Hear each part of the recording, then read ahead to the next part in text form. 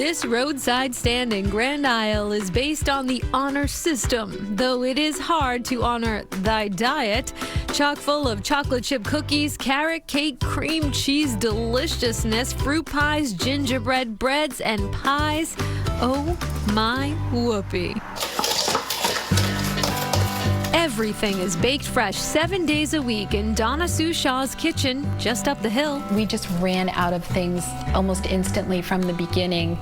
I would have people come in like, do you have pie? And I'm like, I have 15 minutes left on the timer. I will have pie in 25 minutes if you want to wait or come back. Donna Sue transformed her father's former furniture shop into a bake shop in 2019. She didn't have much professional experience, but I baked a lot because we have 4 sons. These are all pies. Those are pie fillings. We call this the baking freezer. Now her home decor features freezers brimming with delicious treats. Apple, blueberry, and strawberry rhubarb, pumpkin and chocolate cream, coconut cream, banana cream. So popular, her husband joined the team in 2020. Like every great partnership, they navigated a rocky road. When you told him he was now going to be a baker, he had never really been in the kitchen much. He didn't know the difference between a tablespoon and a teaspoon. So we had a whole season of that. But it's been great. Now they produce an impressive quantity of sweets, churning out 200 of these cookies alone each week. Her shop adds to the sweet nature of the islands. Back to the pier.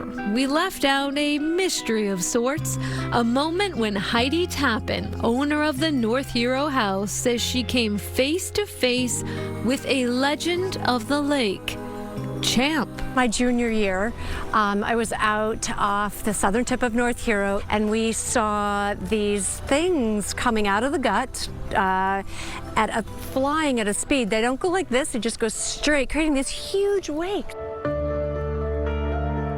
For centuries, reported sightings of an enormous swimming monster have captivated the imagination of locals, visitors, and even scholars.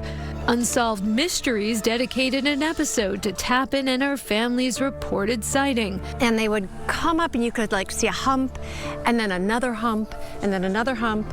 One of them rolled over, had fins along its belly. So have you ever seen it since? I hate to say no, but not for lack of looking.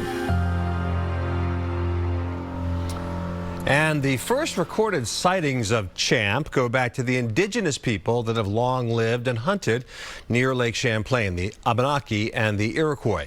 They spoke about a creature inhabiting the lake, which looked like a large horned serpent or giant snake.